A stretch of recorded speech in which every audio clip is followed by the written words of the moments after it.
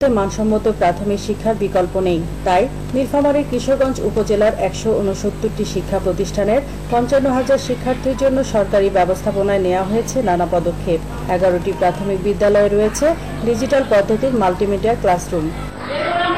উত্তরাঞ্চলের সবচেয়ে অবহেলিত কিশোরগঞ্জের এসব স্কুলের শ্রেণীকক্ষের আনন্দঘন পরিবেশ ও পাঠদান পদ্ধতির পরিবর্তনে বেড়েছে শিক্ষার্থীদের উপস্থিতি। স্কুলগুলোতে আরও রয়েছে digital attendance, cub scout, indoor stadium, library, খুদে ডাক্তার কার্যক্রম ও পরিষ্কার পরিচ্ছন্ন থাকা।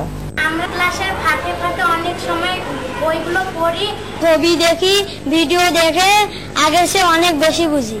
গতানুগতিক শিক্ষা পদ্ধতির বদলে আধুনিক শিক্ষা উপকরণের ব্যবহারিক শিক্ষা শিশুদের মেধা বিকাশে ইতিবাচক ভূমিকা রাখছে বলে জানান শিক্ষকরা। আগে এ সমস্ত উপকরণ ছিল না। আমরা মাল্টিমিডিয়া প্রজেক্টের মাধ্যমে আমরা পাঠদান কার্যক্রম অব্যাহত রাখি এবং এর মধ্যে একটা আনন্দঘন পরিবেশ সৃষ্টি হয়, যার মাধ্যমে বাচ্চারা আরো অনেক বেশি শিখতে পারে। শিক্ষা অফিসার জানালেন, এখানে সময়োপযোগী পদক্ষেপে প্রাথমিক শিক্ষার মান বেড়েছে। বিভিন্ন কন্টেন্ট শিক্ষকদের সহযোগিতায় তৈরি করি এবং সেগুলো বিভিন্ন বিদ্যালয়ের মধ্যে শেয়ারিং এর ব্যবস্থা করি ডিজিটাল মেলা এবং বিভিন্ন মেলার মাধ্যমে।